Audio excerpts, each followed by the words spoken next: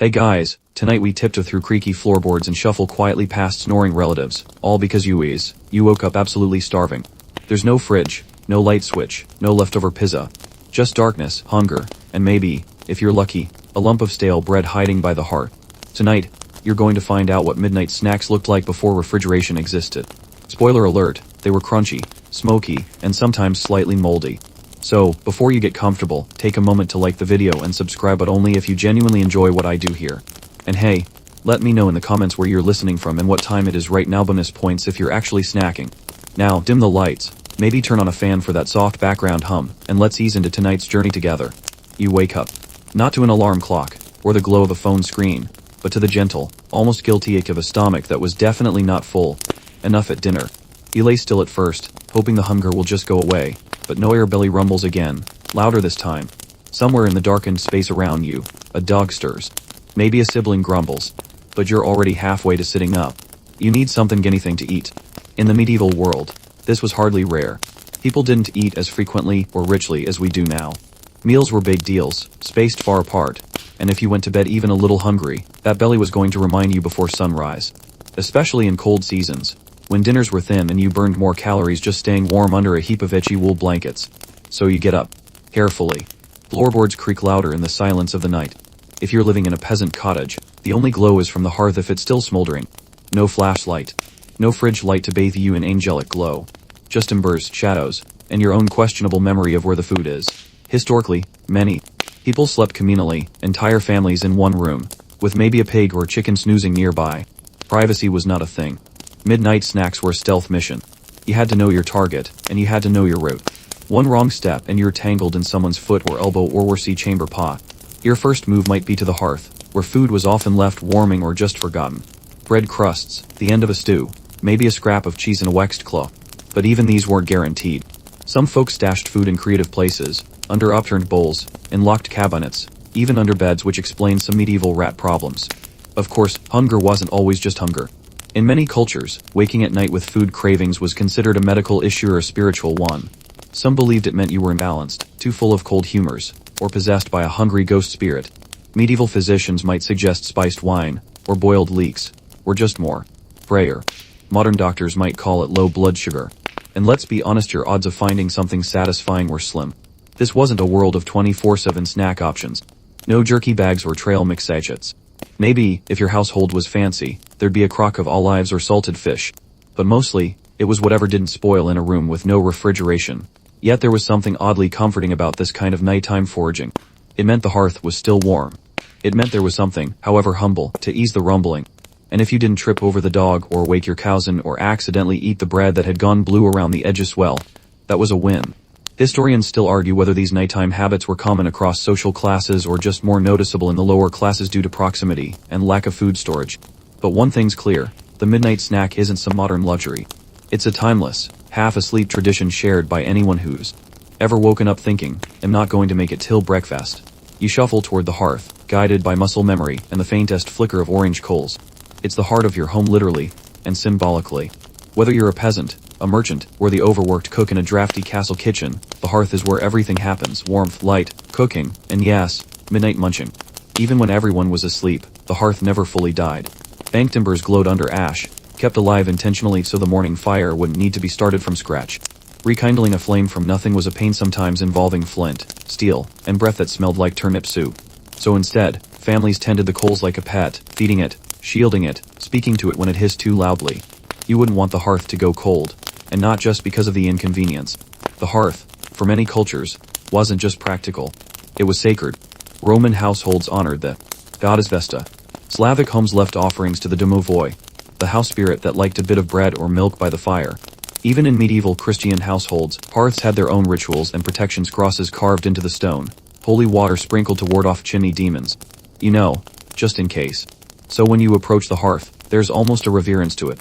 You crouch down low, avoiding the beam above your head, and you've smacked into at least 7 times before and open the soot-blackened pot hanging over the coals.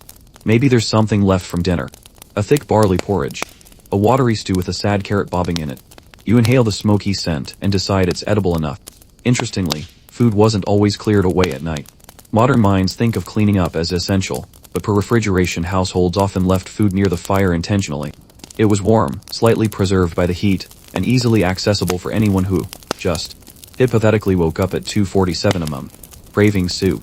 You take a wooden ladle still grazy from earlier, probably unscoop a portion into a shallow bowl. It's hot enough to steam slightly but not burn your tongue. It's not good, but it's food. And in this moment, that's enough. Now, if you lived in a wealthier home, the hearth might be in the kitchen or a side room. Midnight snackers in such places had to sneak past servants, creaky doors, or even locked pantry cupboards. Not that a lock stopped anyone particularly hungry or particularly determined.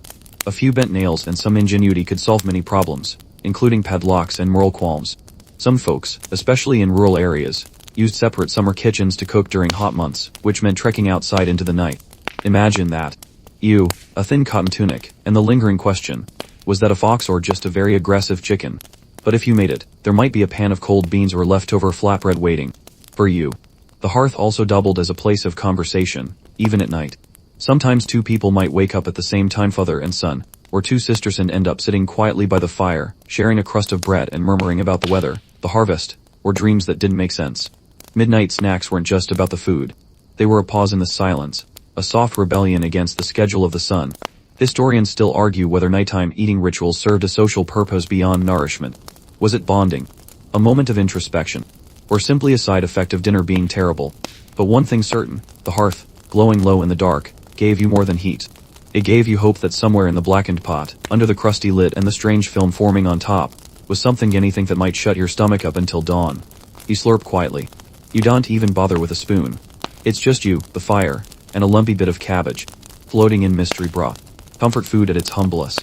You wipe your mouth with the back of your sleeve because napkins aren't exactly a thing yet, and glance around the dimly lit space. Something is still missing. The broth helped, sure, but there's a gnawing sensation that only something solid can fix.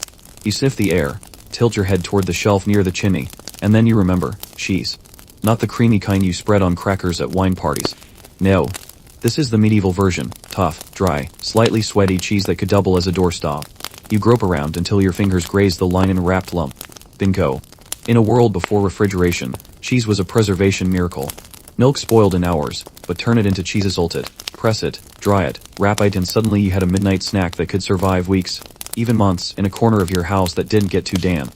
Assuming the mice didn't get to it first. You peel back the cloth. The smell. Hits first. It's strong. Pungent. Kind of like someone trapped a goat in a barrel with old socks. But that's a good sign. You remind yourself. That means it aged well. Or at least. Age.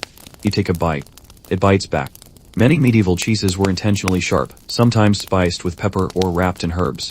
Some were smoked, some sun-dried, and a few unlucky ones developed their own ecosystems.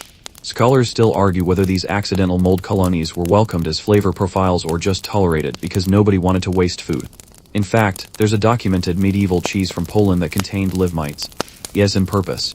The mites helped with fermentation. People ate it proudly. You, tonight, are spared that delight, but it's a helpful reminder that cheese has always walked a fine line between gourmet and gross. Back in your moment, you tear off another chunk. It crumbles a bit. This one's hard, more like aged cheddar than brie. That's fine. Your teeth are used to it.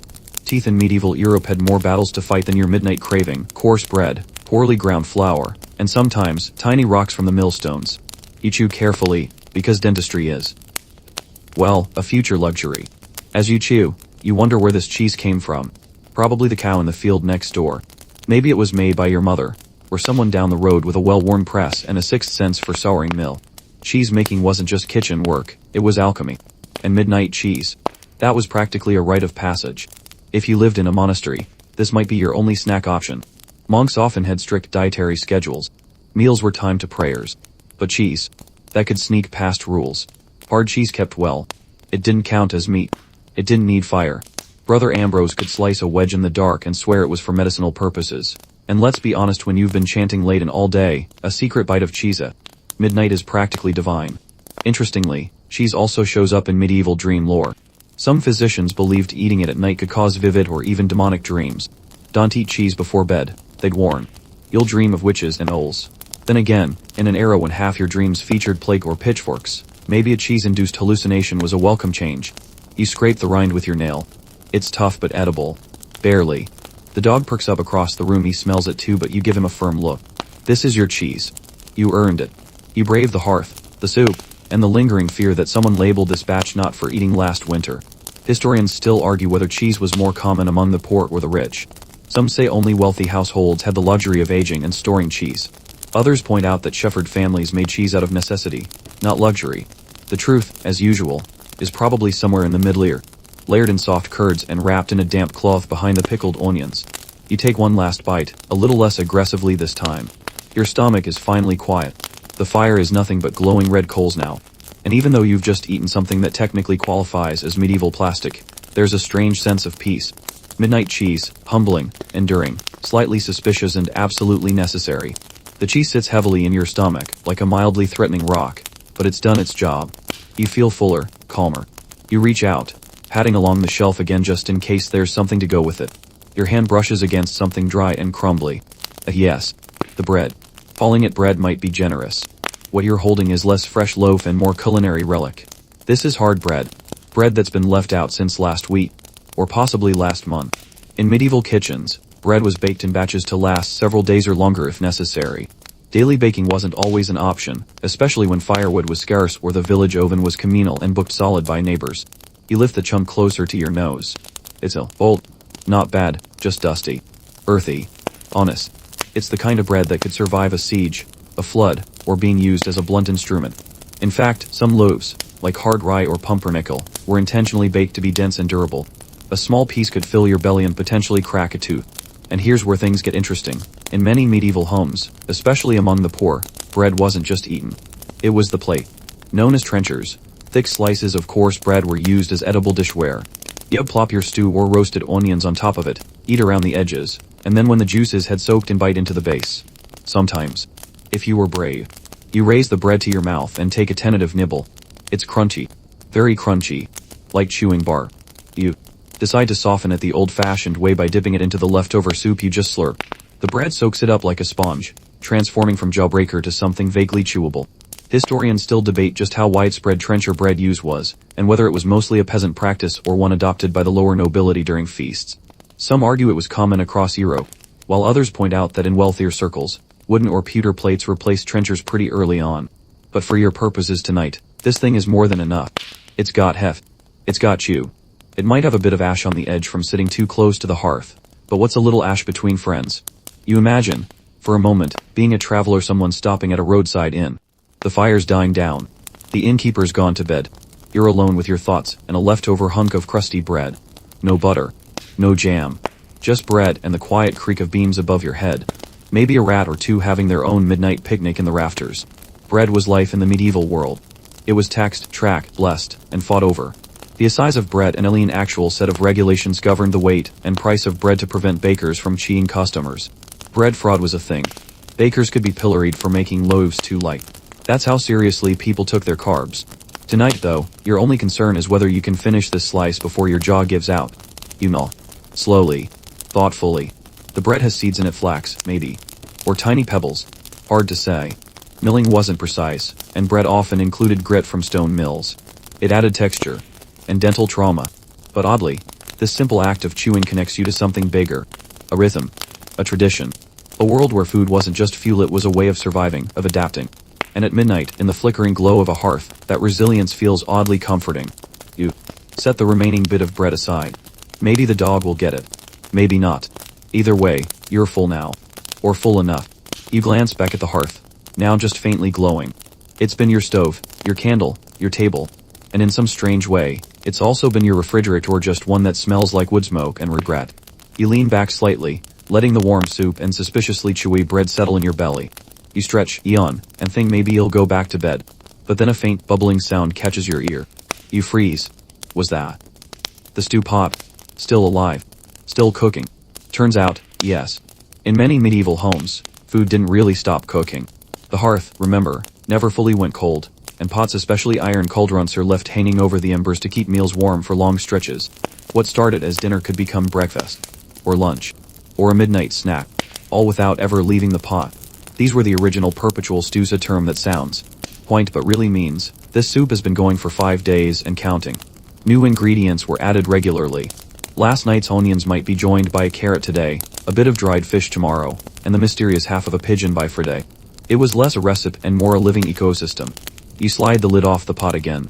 Sure enough, something is still gently simmering. Probably cabbage. Possibly turnips. Hopefully no frogs this time. Although in some parts of Europe, a frog leg in the pot wasn't entirely unheard of. Don't worry, they tasted like chicken. Sort of. There's a curious comfort in knowing this stew has been cooking longer than some conversations you've had. It smells earthy. Salty. A little burnt. That's normal. In fact, a bit of char was often welcome, and it deepened the flavor and masked the taste. Older ingredients. Some recipes even included ash on purpose. Yes. On purpose. You dip a wooden spoon in, stir gently, and spot something new, a chunk of barley, maybe. Or is that a lentil? Hard to tell. The broth is cloudy and the light is low. You slurp. It's thick, warm, and slightly mysterious. Delicious, in the way that things you don't question are often delicious. Historians still argue about the origins of the perpetual stew. Was it mostly a peasant tradition? Or did it show up in inns and taverns too? There are records of taverns advertising their stews as always hot, not because they were freshly made, but because the pot had been going since last market day. That's commitment. In places like rural France or Eastern Europe, this sort of constant cooking lasted well into the 19th century. Even today, in some corners of the world, you'll find bubbling pots that have never truly been emptied, only topped up. A stew that outlives its maker. A legacy in lentils. You imagine the pot itself has absorbed all the flavors of every ingredient ever tossed into it. Kind of like a cast iron pan passed down through generations, except this one contains 1,000 ghost meals, haunting your tongue with vague flavors and a lot of salt. You stare at the stew a moment longer. It blips. A single bubble surfaces and pops, releasing a scent that's half comfort, half caution. You decide not to go for a second spoonful. One taste is enough to connect with history. Two might lead to something else entirely, like dreams of haunted chickens. Besides, you've already had cheese and bread. Let's not get greedy. You carefully slide the lid back on the pot. The spoon clinks against the rim. You glance around. No one has stirred. No dog has approached. The mice, perhaps wisely, are waiting for you to leave. As you step back, you can't help but smile. This humble bubbling potent scene unsunges the heartbeat of the household. It's fed you. It's watched generations come and go. It's caught fire 3 times but survived. And tonight, it's reminded you that midnight hunger isn't new. People have always tiptoed toward warmth and flavor in the dead of night, hoping for one more taste before morning. The cold air of the cloister wraps around you as you slip silently past the rows of sleeping monks. This is a different kind of midnight snacking, strict, regulated, but with its own sly rebellions. Monastic midnight meals, or collations, were often brief and sparse, more of a ritual than a feast. And yet, some brothers had their own creative ways to sneak extra bites when the abbey's watchful eyes looked elsewhere. You creep toward the refectory, where a single candle flickers on the long table. The rules say no solid food after evening prayers, but the practicalities of monastic life often paint a more flexible picture. For instance, Brother Hugo had a notorious reputation for accidentally leaving barley cakes by the fire just within reach for those with a craving that couldn't wait until dawn. These barley cakes were simply coarse flour, water, maybe a pinch of salt baked hard and dried to last days. They weren't tasty, but they were fuel. Fuel for those long, dark nights spent in study or prayer. And to a hungry monk, fuel was everything. Interestingly, the monastic diet was heavily influenced by fasting rules, so many snacks were technically allowed if they were liquid or soft enough. Thence, the prevalence of watered-down wine or broth during collations. But when it came to sneaking real food, monks got inventive. Some hid nuts in their robes, others stashed dried fruits in their sleeves. Historians still debate how strictly these fasting rules were followed across different orders. Some claim that many monks viewed fasting as a flexible guideline, not a hard law. Others argue that strict adherence was a source of pride and spiritual discipline, and any nighttime snacking was a serious breach. You imagine the whispered conversations, the shuffling feet, the shared looks as one brother offers a crumb to another. It wasn't just about hunger, it was about camaraderie, solace, and sometimes, rebellion against austerity. In some abbeys, these midnight gatherings became almost secret social clubs, places where stories and jokes were exchanged, giving life to the otherwise austere walls. Food, even in its simplest form, was a currency of connection. And of course, the monks loved their cheese. Hard, pungent wheels were common in monasteries, thanks to their access to milk-producing livestock and skilled cheesemakers. Some cheeses were aged for months, stored in cool cellars, waiting for those rare moments when a brother could carve off a sliver. In fact, certain cheeses were so prized that monasteries traded them with nearby villages.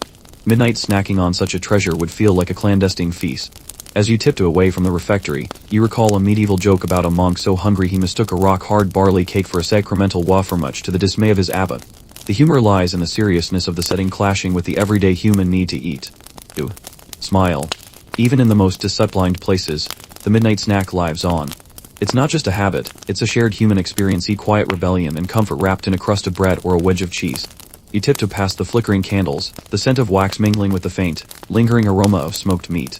Tonight, your eyes fixate on something far more tempting than barley cakes or cheese-edged meat hanging just above your head, swaying gently in the cool night air. In wealthier households and castles, meat was a prized possession. Fresh meat was a rarity, especially in the winter months, so preservation was essential. Enter the world of dried, salted, and smoked meat, charred, leathery strips that hung from beams or hooks in the kitchen and storage rooms. They were the medieval version of jerky, except sometimes a bit more intense in texture and flavor. You reach up and carefully tug down a thin strip. It resists your grip but eventually comes loose with a faint creak. You bite. The flavor is smoky and salty, almost briny, with a hint of the wood smoke from the drying process. It's chewy, maybe even a little tough, but satisfying. You savor the bite like a treasure. Dried meat hanging above the heads of the sleeping family was not without risks. There were stories of folks waking to find their prized bacon or, more terrifyingly, their beloved hams missing. Sometimes it wasn't just mice or rats but even more daring intruders, cats, dogs, or the occasional mischievous child. You glance around the room to make sure no one's stirring. Historians still debate how widespread the practice of hanging meat indoors was. Some argue it was mostly a northern European tradition, especially in cold climates where freezing was the only alternative. Others point to evidence in southern Europe where air-drying cured meats were a delicacy. But one thing is clear, preserving meat this way was a matter of survival and status. In many households, the meat would be hung near the hearth, not too close to cook it, but close enough to keep it dry and safe from moisture. This meant you'd often have the delicious, if sometimes suspect, aroma filling the sleeping quarters. You wonder how many families woke up coughing or sneezing from all that smoky air. Sometimes, the meat was wrapped in cloth or stored in wooden boxes, but often, it hung exposed, inviting pests and curious fingers alike. Stealing a slice of this meat in the dead of night was a common temptation, and a common crime. You chew slowly, savoring the flavor and the history. Meat was a luxury. For many, it was reserved for feast days or special occasions. That means your midnight nibble is something of a clandestine celebration. You think about the hunter who caught the deer, the butcher who sliced the meat, the cook who salted and smoked it. All these hands and stories converged in this leathery strip now resting between your teeth. The connection is humbling. And let's be honest, stealing a bit of smoked meat under the cover of darkness feels like the oldest taste in human history. You glance nervously at the large wooden cupboard near the hearth, a larder, locked tight and dark. Its heavy door, reinforced with iron bands, stands between you and the mysterious trove of food hidden within. Tonight, you're not just a midnight snacker or a secret agent on a covert mission. Medieval food storage was a precarious affair. Without refrigeration, preserving perishables required creativity and, often, secrecy. Larders were cool, dry rooms or cupboards, designed to keep butter, cheese, and cured meat safe from heat and pests. Some were even lined with straw or ash, believed to protect food from spoiling. Locks were common, partly to keep out thieves, but mostly to keep curious children and hungry household members from sneaking extra helpings. You press your ear to the door, listening for any signs of movement. Silence. You take a breath and cautiously turn the handle. The door creaks open, revealing shelves lined with jars, pots, and bundles wrapped in cloth. The smell is intense, a mixture of herbs, smoke, and something sweet but unidentifiable. You spot wax-sealed jars, probably oni or preserved fruits, and clay pots filled with pickled vegetables or salted fish. Some containers have faded labels, others are anonymous mysteries. You reach for a small jar and lift the wax seal. The smell is sharp, almost medicinal. You dip a finger in and taste. Sweet, sticky, with a hint of something herbal. Oni, maybe mixed with rosemary or sage. Oni was the medieval sugar substitute, and a precious commodity. It preserved food, healed wounds, and sweetened bitter brews. Storing it in sealed jars kept it safe from ants, flies, and other uninvited guests. But the larder held stranger things too. Some jars contained fermented food scabbage, cucumbers, even fish that might be delightful or horrifying depending on your palate. You recall reading about garum, a pungent fish sauce beloved by the Romans, and occasionally lingering in medieval recipes. Historians still argue whether garum or similar sauces were popular in the Middle Ages or mostly a relic of antiquity. You carefully set the jar back and pull a bundle wrapped in linen. Inside is a small wheel of cheese, more pungent than the one you ate earlier, probably meant for aging. You shudder slightly and put it down quickly. The larder was a wonderland, and a labyrinth, a place where survival met superstition. Some believed certain foods kept there could ward off evil spirits. Others whispered of jars cursed by witches or enchanted by healers. Closing the door softly, you step back. The larder holds promises and secret treasures that might sustain a family through famine or just offer a midnight morsel to a hungry soul. As you return to the hearth, you wonder how many nighttime snackers had to battle not just hunger but the fear of being caught raiding the larder. It's a risk many were willing to take, because in the dark, hunger is a cunning adversary. You reach out, fumbling in the darkness, your fingers grazing a handful of crumbs scattered near the hearth. The room is silent except for the soft crackle of the dying fire, and the occasional creak of settling timber. You're careful not to disturb anything too loudly because waking the household at midnight isn't just embarrassing, it can be downright dangerous. Navigating the dark with only flickering embers and your own memory guiding you, you realize how tricky finding food truly was. There were no glow-in-the-dark snack labels or fridge lights to help. Instead, you relied on senses sharpened by habit, touch, smell, faint shapes in the corner of your eye. Sometimes, the smallest noise like the rustling of a wrapper or the clink of a spoon could startle a sleeper, triggering whispered curses or a grumble loud enough to echo through the room. The slightest misstep could send a cup toppling or a chair scraping, waking dogs, cats, and inevitably, everyone else. In some medieval homes, a watcher might have been appointed a family member tasked with keeping order during the night. Their job? To keep the peace and remind sneaky snackers to keep it quiet. Failure could mean a cold shower or worse, a scolding in front of the whole household come morning. But even with caution, midnight snacks weren't always solitary missions. Sometimes, a sibling or friend might join you, adding whispers and muffled laughter to the stillness. Shared hunger created its own camaraderie, even if it also increased the risk of discovery. Historical records note amusing tales of midnight snackers caught red-handed, like the servant who knocked over a pot of porridge, waking the entire castle, or the farmer's daughter who was scolded for sneaking eggs from the larder. These stories were often shared as warnings but also as gentle humor, reminding everyone that hunger makes us all a little foolish. You pause to pick up a small crumb. It's dry and dusty but precious. Back then, food waste was unthinkable. Every bite counted, especially at night when no one was watching. Mice were the unofficial midnight snacking competitors. Their tiny footprints were often discovered on bread crusts or cheese wheels come morning. You wonder if the rodents ever felt guilt for stealing your share. Historians still argue how widespread such nocturnal raids were. Were they mostly the desperation of the poor, or did wealthier households indulge in secret snacks too? Evidence suggests that humans, regardless of status, have always found ways to satisfy midnight cravings, sometimes with great stealth. With a final glance around, you settle back into the shadows. The crumbs might be small, but in the dark, they're as precious as gold. And as you tuck yourself back under the covers, you realize this midnight quest awkward, messy, sometimes risky is part of what connects us across centuries. With your belly no longer growling, your mind starts to wander to the lighter side of midnight, munching the jokes, the stories, and the humor that somehow always accompanies hunger. After all, if you're going to sneak a crust of bread in the dark, why not laugh about it too? Medieval humor was famously earthy, and food played a staring role in many jokes and tales. Imagine a court jester making a fool of himself, slipping on a rubbed cheese wheel. Or a tale of a greedy monk who swallowed a whole loaf before anyone noticed, only to be caught by the abbot with crumbs trailing down his robes. The irony of such tales was a common delight. One particularly popular trope was the hungry fool, someone whose hunger made them act in ridiculous ways. There are stories of peasants mistaking livestock for their dinner, or snatching food meant for animals.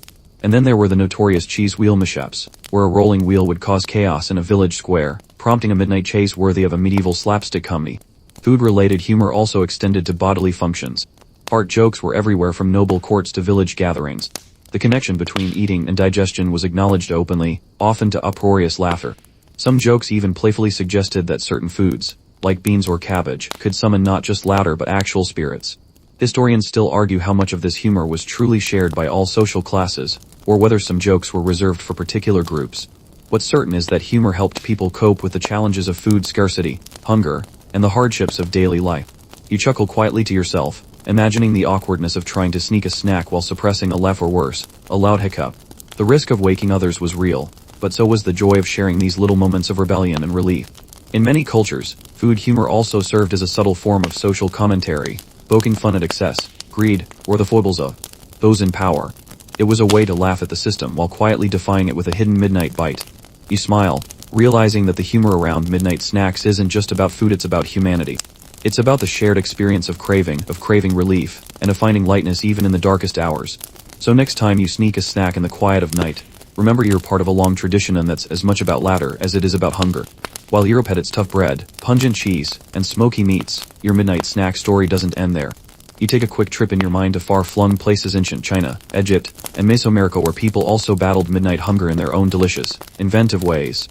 In ancient China, for example, rice wasn't just a staple for lunch and dinner. It could be transformed into sticky rice cakes or steamed buns that lasted well into the night.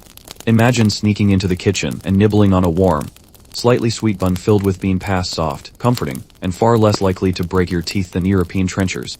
Hungry night wanderers might also find dried fruits or salted fish, stored carefully in ceramic jars or bamboo containers. Chinese cooks had mastered fermentation to think soy sauce and pickled vegetables, which could add a savory kick to late-night bites. Meanwhile, in Egypt, where the Nile's bounty was revered, people had access to a wide variety of bread types, from simple barley loaves to more refined wheat versions. Honey and dates were common sweeteners, often enjoyed with bread for a satisfying snack. Late-night gatherings might include fresh figs, roasted grains, or a small bowl of beer, a common beverage, nourishing and mildly intoxicating. The Maya and Aztec peoples of Mesoamerica had their own nighttime treats. Tamales, wrapped in corn husks and steamed, were pourable and durable. They could be eaten cold or warmed by the fire. Corn tortillas, beans, and chili peppers made up the backbone of many meals. But for midnight, a quick nibble of roasted cacao nibs or a slice of prickly pear fruit could do the trick. Historians still argue about how much these cultures embraced the concept of nighttime eating. Was it an everyday habit, or reserved for special occasions? Evidence suggests it varied widely depending on local customs, social status, and food availability. What unites all these cultures is the clever use of preservation techniques: drying, fermenting, salting, wrapping to keep food edible through the night. Without refrigeration, food was a precious resource, so people developed smart, often surprisingly tasty ways to stretch their supplies. So, whether you're nibbling on a cheese wedge near a European hearth, a steamed bun in a Chinese kitchen, or a tamal by a Mesoamerican fire, you're participating in a global, ancient tradition, the midnight snack. And that's a comforting thought: one bite connecting continents, centuries, and cultures in the quiet of night. You sit back, rubbing your tired eyes, and suddenly you wonder, was your midnight craving really just hunger? Or something else entirely? Ancient and medieval medical thinkers believed that many nighttime food cravings were tied to bodily imbalances: too much cold, too much heat, or the mysterious humors running wild in your system. Galen, the famous physician of antiquity whose ideas dominated medicine for centuries, taught that the body was governed by four humors: blood, phlegm, black bile, and yellow bile. Each humor had its own qualities and imbalances that could lead to illness or to strange appetites. A craving for something sweet. You might be cold and dry. A desire for salty or sour foods. Perhaps you were hot and moist. Eating at the wrong time could throw these humors even further out of whack. Doctors and apothecaries in medieval Europe often prescribed specific nighttime snacks to restore balance. A glass of warm spiced wine, a bit of gingerbread, or a spoonful of honey might calm an unsettled stomach. Conversely, some foods were strictly forbidden after dark to avoid corrupting the body or spirit. Interestingly, some believe that nighttime hunger signaled not just physical needs but spiritual disturbances. Waking with cravings could mean your soul was restless or that malevolent spirits were meddling with your dreams. Remedies ranged from prayers and charms to specific herbal teas brewed by candlelight. Historians still debate how widespread these beliefs were among common folk. Did peasants consult the humors, or was it mostly the preserve of scholars and the clergy? Evidence suggests that while formal medicine was complex, many folk traditions passed down orally also linked food and health in practical, if not always scientific, ways. You imagine a wary traveler waking in the cold hours, turning to a flask of spiced mead or a bowl of broth not just for sustenance but for comfort, healing, and reassurance. That means your midnight snack is more than a simple bite. It's a small ritual of care, an act of self-preservation, woven into centuries of human wisdom and belief. So, next time your stomach nudges you awake, remember you're part of a long line of midnight snackers who ate not just to fill their bellies but to soothe their spirits. The flickering candle casts long shadows across the cold stone walls as you remember the strict rules some communities imposed against nighttime eating. In many religious orders and households, eating after sunset was forbidden, seen as a moral or spiritual failing. The rationale: it was thought to disrupt the body's natural rhythms and invite temptation, gluttony, or even demonic influence. Some monastic rules were explicit: no solid food after vespers, the evening prayer, which meant no snacks, no secret bites, no midnight munching. Yet human nature being what it is, these rules were creatively interpreted. Maybe the monks sipped broth instead of eating bread, or nibbled on fruit in the shadows.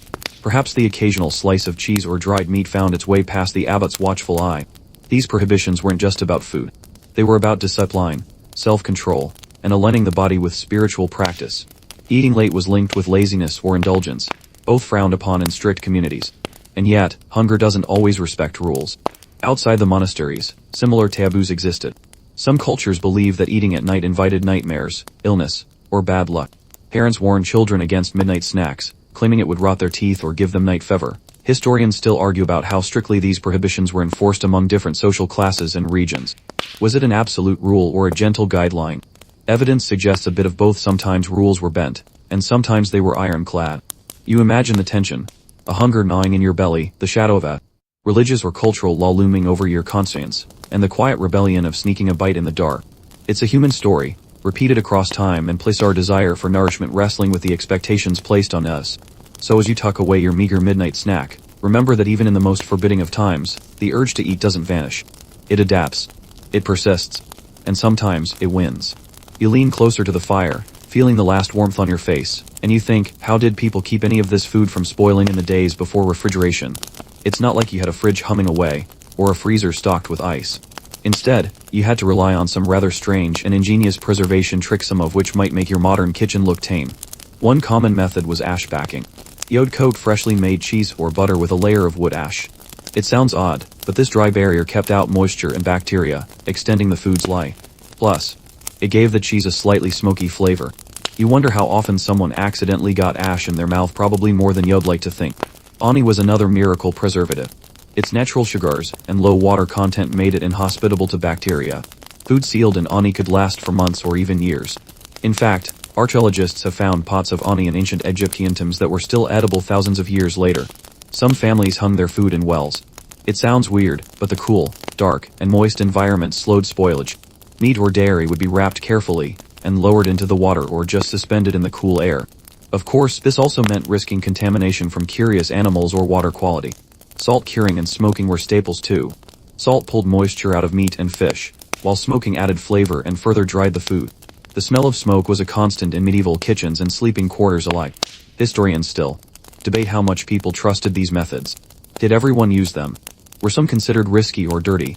Some records suggest that in poorer households, preservation was a matter of survival, even if it meant enduring unpleasant flavors or textures. Regardless, these tricks allowed midnight snacking to be more than just a dream. They made it possible for families to grab something edible, and sometimes even delicious in the middle of the night. As you reflect, you realize that without these preservation hacks, your midnight snack would have been impossible. A piece of history and survival, wrapped up in ash, salt, and ani. You take a deep breath and settle into the quiet stillness of the night, the flicker of the dying embers casting soft shadows around the room. Your journey through the world of midnight snacks is almost over, but before you close your eyes, there's a final truth to hold on to. This humble act of sneaking a bite when no one's watching is as old as time itself. From the row-hewn cottages of medieval peasants to the silent cloisters of monks, from bustling markets to the quiet kitchens of faraway lands, hungry souls have tiptoed through darkness seeking comfort and food. Sometimes it was a crust of dry bread, a chunk of sharp cheese, a sip of bubbling stew, or a strip of smoky meat. Other times, it was the clever preservation of ani, ash, or salt that made the snack possible. The midnight snack isn't just about satisfying hunger. It's a moment of rebellion, of solace, and sometimes even of laughter. It's a shared experience across centuries and cultures, a reminder that beneath the layers of history and hardship, people have always found ways to care for themselves and each other. As the night deepens, and your eyelids grow heavy, let the warmth of the shared history lull you into rest. Imagine the flickering hearth fires, the whispered laughter, the careful hands wrapping food to save for later, all echoes of humanity's enduring spirit. So, as you drift off, know this: your midnight snack is part of a long, winding story, one that connects you to countless others who have found comfort and courage in the quiet hours before dawn. Sleep well, dream softly, and maybe, just maybe, let your dreams carry the scent of warm bread, smoky cheese, and a pot of stew left simmering in the hearth.